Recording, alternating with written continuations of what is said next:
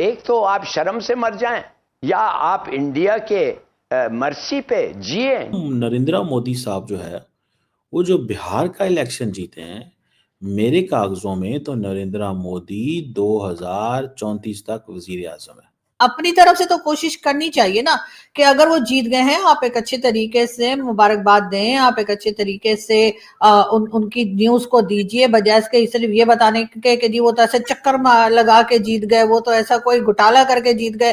यही हमारे चैनल्स पे बताया जा रहा था। बट एक मैजिक होता है कि क्या अभी भी मोदी जी का मैजिक है? द लीडरशिप जो है इंडिया के अंदर वो ये सोच रही है कि पाकिस्तान जैसे मुल्क हैं या जो बांग्लादेश है, इनके साथ एक टाइट लाइन रखो। क्या लाइन रखो? टाइट लाइन रखो। और ये है कि इनके साथ ताल्लुक ठीक नहीं होने चाहिए। ये मोदी साहब की लेगेसी है, याद रखें। ठीक है जी, ये मोदी साहब की लेगेसी है। वो हमें आगे टफ टाइम देंगे क्योंकि उनको इसमें उसमें उनकी पॉलिटिक्स एंड फॉरेन पॉलिसी दोनों कामयाब होती है। उनकी पॉलिटिक्स एंड फॉरेन पॉलिसी दोनों कामयाब होती है। हमारे साथ वो लड़ाई करेंगे, उनको लड़ाई रास आती है। हमारे साथ वो नॉर्मल ताल्लुक नहीं रखना चाहते, तो हमारे साथ एक मुश्किल ताल्लुक रखना चाहते हैं। क्योंकि चल ये रहा था कि मोदी नहीं जीतेगा। अच्छा, और मोदी ने जीत के दिखा दिया। हुआ ये कि मोदी ने कहा कि जालिमों, लो जी जालिमों जो भी कर लो, मैं आ रहा हूं। और मोदी ने कहा मैं आ रहा हूं, और मोदी आ गया। तो अब आप ये देखिए कि इधर से उधर करके रख दिया, एक किनारे से दूसरे किनारे तक उन्होंने जो है ना एक ऐसी लहर चलाई है वोट की। कह रहे इतना वोट पड़ा है, इतना वोट पड़ा है मोदी की पार्टी को, इतना वोट पड़ा है बिहार में मोदी की पार्टी को, तो कि सब हैरान और परेशान है। तो वो कौन था? आ जाए सामने, आप लोग आ जाओ जी, कान फाड़ लो। जो ये कह रहे थे कि मोदी की पार्टी नहीं जीतेगी, मोदी निकल जाएगा, मोदी हार जाएगा। भाई मोदी नहीं हारा, मोदी आगे। बल्कि कि मोदी साहब ने सिंगल हैंडेडली अपना नैरेटिव बनाया। देखिए, मल्टीपल फैक्टर्स हैं। कल भी मैं किसी पाकिस्तानी टीवी पे इंटरव्यू में ये कह रहा था। मैंने कहा देखो भाई, बात सिंपल सी है, सिंपल बात कि नरेंद्र मोदी ने सिर्फ एक फैक्टर का इस्तेमाल नहीं किया। बहुत सारे लोगों का ये कहना है कि जी एक फैक्टर का इस्तेमाल हुआ है। नहीं, एक, लेकिन मैं समझता हूँ कि ये साउथ एशिया के लिए क्या है। साउथ एशिया के लिए ये है कि बांग्लादेश विल बी, बांग्लादेश के साथ ताल्लुकात कभी भी ठीक नहीं होंगे इंडिया के, जब तक इंडिया ये नहीं समझता कि मेरी मर्जी की वहाँ हुकूमत हो। इंडिया ये तसव्वुर ही नहीं करना चाहता कि बांग्लादेश या पाकिस्तान या ये जो हैं वो ज़रा पाकिस्तान को इक्वेशन से निकाल दें, बांग्लादेश या नेपाल या भूटान, मालदीव, श्रीलंका, ये वो काम करें जो इंडिया की मर्जी के खिलाफ। इंडिया ये तसव्वुर ही नहीं कर सकता। पाकिस्तान को तो उन्हें पता है कि उसने वो अपना जितने जोगा है लगा हुआ है। ठीक है ना, पाकिस्तान तो अपना लगा हुआ है। ठीक है जी। और तो इस चीज़ को भी देखना है। अब अगर आप इस चीज़ को देखें, ठीक है ना जी, अगर आप इस चीज़ को देखें तो that is a big thing. ये एक बड़ी चीज़ है भैया, ये कोई मजाक नहीं है। ठीक है, ये कोई ऐसी चीज़ नहीं है जिसको इग्नोर किया जा सके। तो फॉरेन पॉलिसी का क्या जो है वो सिस्टम होगा। तो ये जो फॉरेन पॉलिसी है, असल चीज़ तो ये है। ठीक है जी। अब नरेंद्र मोदी साहब अगर मरकज़ चलाते रहेंगे और मरकज़ चलाने के लिए वो सारी स्टेट्स जो जो हैं उनकी सपोर्ट उनको रहेगी, भले वो जो भी करें। उन्होंने बिहार में गवर्नमेंट स्कीम्स चलाई, सेल्फ एम्प्लॉयमेंट, इकोनॉमिक इंडिपेंडेंस, बड़ा कुछ उन्होंने किया। ठीक है जी।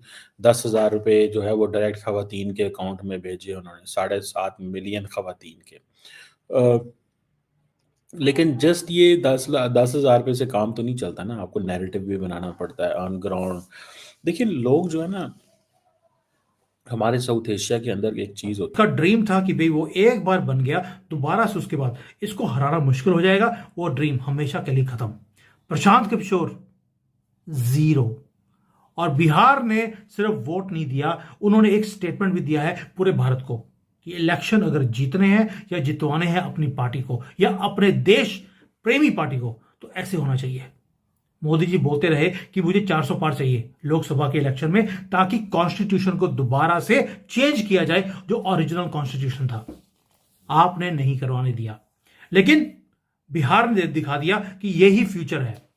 अब आते हैं कि नीतीश कुमार की स्पीच, मोदी जी की इसके बाद, क्योंकि नीतीश कुमार ने भी हंसा हंसा के पागल कर दिया सबको। पहली बात उसने ये बोल दी कि सभी बोल रहे थे, क्या बोल रहे थे कि भाई नीतीश कुमार का कुछ नहीं पता, वो मोदी जी के साथ रहेगा कि कहीं और चला जाएगा। लेकिन नीतीश कुमार ने बोला मेरा पूरा सपोर्ट आपके पास था, है और रहेगा, ये अनवेवरिंग लॉयल्टी है। तो अगर किसी के दिमाग में ये गफलत थी कि नीतीश कुमार हो सकता है कि नंबर पूरे ना होंगे तो वो कांग्रेस के साथ जुड़ जाएगा, उसने बोल दिया नॉट एट ऑल। और साथ में एक चीज और बोलती, अगली बार जो थोड़ी बहुत विकेटें इनकी रह गई हैं, ये 20-25, ये भी खत्म हो जाएंगी, यानी कि 100% बिहार के अंदर ट्रांसफॉर्मेशन होने वाला है। और ऑपोजिशन को जैसे उन्होंने अटैक किया नीतीश कुमार ने, भाई मजा आ गया। और उन्होंने ये भी बोल दिया एक चीज, अब सेवा होगी देश की। ये एक मैसेज था कि हो सकता है नीतीश कुमार सीएम थोड़ी देर के लिए बन जाए और उसके बाद ये कैबिनेट में हो सकता है आ जाए, कोई बड़ी बात नहीं। और ये भी हो सकता है कि अभी भी इनको कैबिनेट में लाया जाए। लेकिन इसके बाद आता है नीतीश कुमार का वो मोमेंट जहां पर उन्होंने बोला मोदी जी जीत चुके हैं, वेट करने की जरूरत क्या है, जल्दी से ओथ लो ताकि मैं काम पे लगूं। वो चाहते थे आज ही शपथ ग्रहण हो जाए और आज ही गवर्नमेंट बन जाए और हम काम पे लग जाएं। संडे तक वेट करना भी उनको लगता है कि 2 दिन कौन वेट करेगा। यह था जिसके कारण मोदी जी की हंसी भी बंद नहीं हो सकी कि इतनी उतावलापन, नॉट इसलिए कि कहीं एमपी चोरी ना हो जाए, हॉर्स ट्रेडिंग ना हो जाए, ये कोई डर नहीं है। के लोगों से अगर बात सुने तो आपको पता लगेगा कि उस वक्त भी पाकिस्तान के टर्म्स अच्छे नहीं थे। इंदिरा गांधी के साथ भी प्रॉब्लम थी यहाँ के लोगों को, राजीव गांधी के साथ भी प्रॉब्लम रही है, कांग्रेस की हुकूमत में भी हमारी नहीं बनी, और इसी तरीके से बीजेपी के टाइम पर भी हमारी नहीं बन रही। तो हमारी तो कभी किसी से नहीं बनी भारत में, हम तो वो कश्मीर कश्मीर करके सबके पीछे पड़े रहे। तो अगर अभी आप फर्ज करें कि अचानक से कोई चमत्कार हो जाता है, जो क्योंकि वो जो है राहुल गांधी जो है वो प्राइम मिनिस्टर बने, वो कोई चमत्कार ही हो सकता है। तो अगर वो आ जाए तो आपके ख्याल से ये कश्मीर का इशू वो सॉल्व कर देंगे? आपके ख्याल से जो टेररिज्म हो रही है या जो टेररिज्म की बात बार बार की जाती है भारत की तरफ से, तो वो राजीव गांधी वो करना बंद कर देंगे? इस वक्त कुछ भी नहीं कर रहे वो, क्योंकि उनका अपना कोई एक स्टांस नहीं है, उनका अपना एक इतनी पावर नहीं है जिससे कि वो अपने आप को आगे ला सके। सर 94 टाइम्स इलेक्शन हारे हैं, मेरा ख्याल है बड़ी जल्दी सेंचुरी भी करने वाले हैं राहुल गांधी।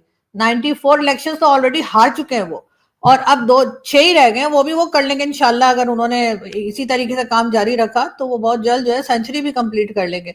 लेकिन अगर वो भी होते गवर्नमेंट में, तब भी पाकिस्तान के साथ अगर पाकिस्तान अपनी पॉलिसीज चेंज नहीं करेगा